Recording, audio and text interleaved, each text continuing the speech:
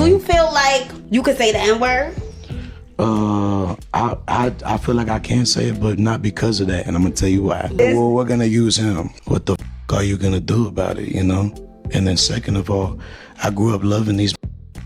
Mexican OT says that he says the N-word, has no problem with saying the N-word, stuff like that.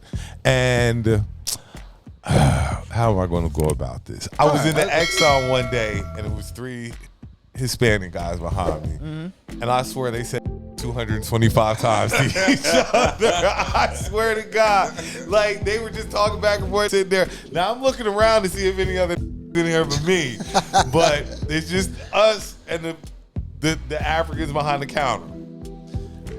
Does it bother me? Not really. Not really, because they treat them like they get ready to kick their black asses out. I mean, I don't care that you lived through struggle. Find your own slurs and reclaim them. That's my issue. At the end of the day, find your own slurs and reclaim them. If y'all, that's my thing. Y'all don't ever want to do that. Y'all just want to say the N-word so badly. That's it. Don't nobody ever say, well, why don't I take some of the slurs that white folks have used against me and use it and reclaim it that way. But instead, all y'all hear is slur. I want to say the N-word. My take on it, there's 2 dominant races on this planet, black and white. Okay? So, Latinos, Latinas, you got 2 shades, black and white. He gonna get mad at me. And where he was coming from, Mexican OT, when I saw the interview, where he was coming from, basically he was like, yo, I'm in the hood. I got it out the mud. I hang with my partners and stuff like that. So I get it. You got some. A lot of. They experience the struggle like black people has. They've been there. They in the trenches. You know what I'm saying? They got family members that probably got black in their family and vice versa and stuff like that. So in his defense, you know what I'm saying? Yeah. If you other than white, and if you experience the black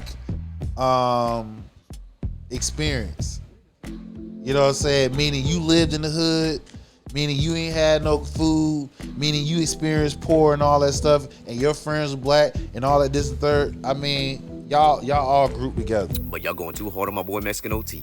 Now I understand it's a touchy word for a lot of y'all, but y'all ain't from Texas. And by no means is that his excuse. But if you grew up in the trenches, that's just how we talk to each other.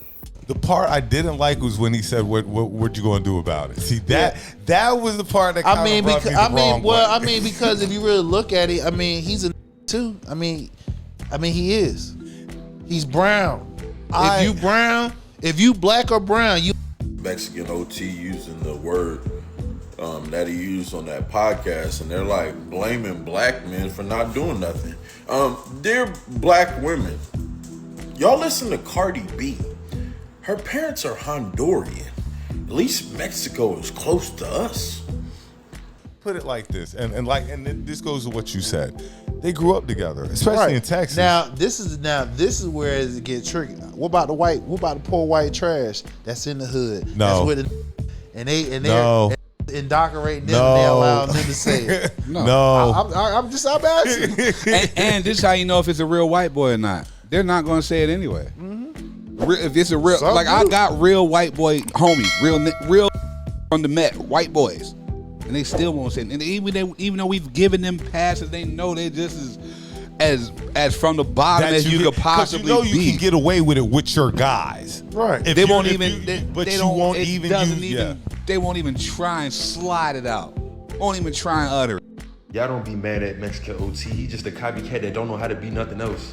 Now we telling him he can't say nothing. Now we basically tell him he can't be himself because he don't know who the is. They won't do it.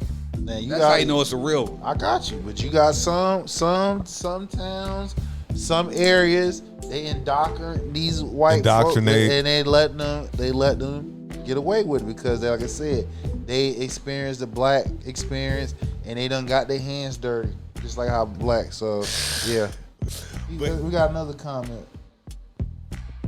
So they may be treated He said they may be treated like us, but they feel like they are better than us. Yeah, some of them are. That's the reason why a lot of their asses voted for Trump and shit, and the reason why their asses getting shit.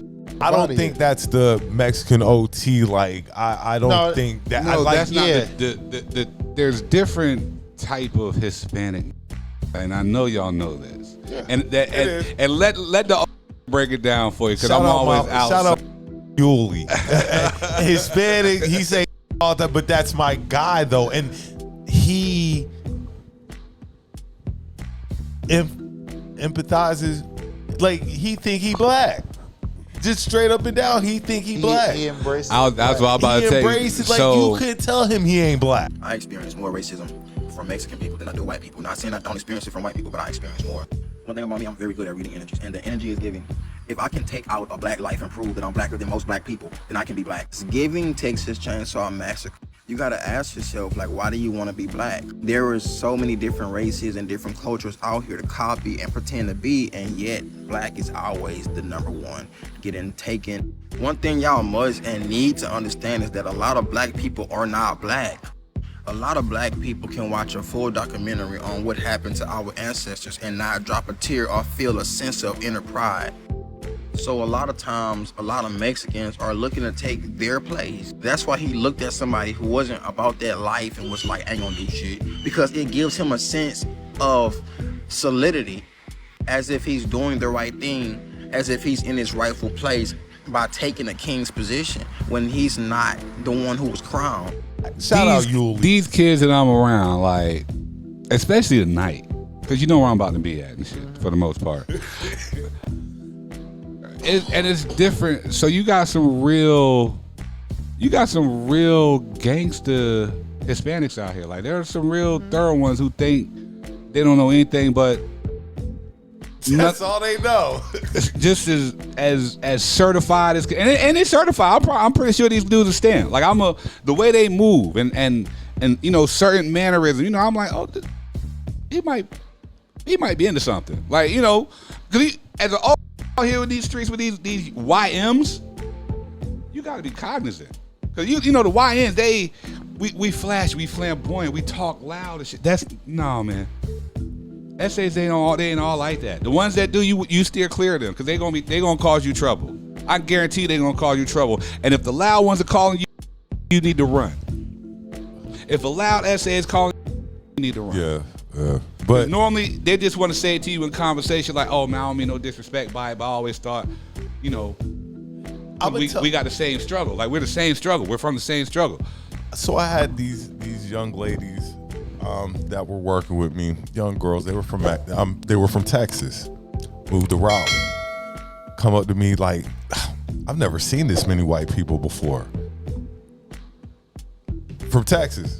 Never seen white people. All they saw were black people and other Mexicans. That's probably their town. That's all they saw, and that helped me even understand more. Yeah, I can see why they say. Yeah, because that's all they around. That's all they know. They live the black experience. They embrace the black experience, and most of the time their families done crisscross, black and Mexican done crisscross. So the whole entire, and then at the end of the day, they got black in them. What am I talking about? I got a cousin. What am I talking about? I got a cousin. His wife is Hispanic. They got our descendants. Yes, we are definitely we have Hispanic in our family tree, direct family tree. So I can understand it. Light bulb over the top of the head, yo. Yeah. Just remember. Everywhere. Well, so like I said, I ain't got no problem with it. I'm used to it. Like I said, he lived it. And you gotta think about it like this too. How are you introduced to around other black people? And that's what I'm saying. So once you're so the introduction is if it's not from the white man, but you're introduced to.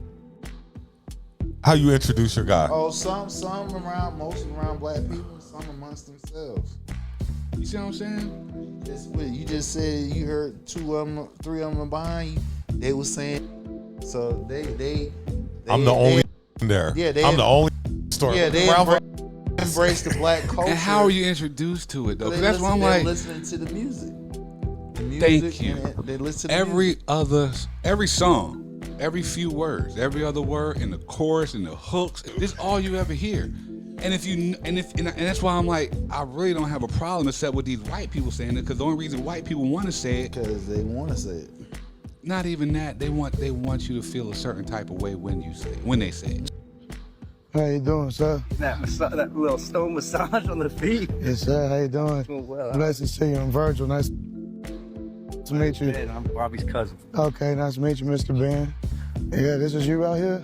This is my father-in-law, kind of a family deal. So Hey, this is some bad shit, boy. it's pretty cool. This is some bad shit, boy. Charles said they may be treated like us, but they feel like they're better than us. Some do. of them. Some of them. Some All of them do don't feel but they don't that. feel, all of them don't feel like The lighter that. version. If you, the further west you go, that is true. Like the further west you go, bruh.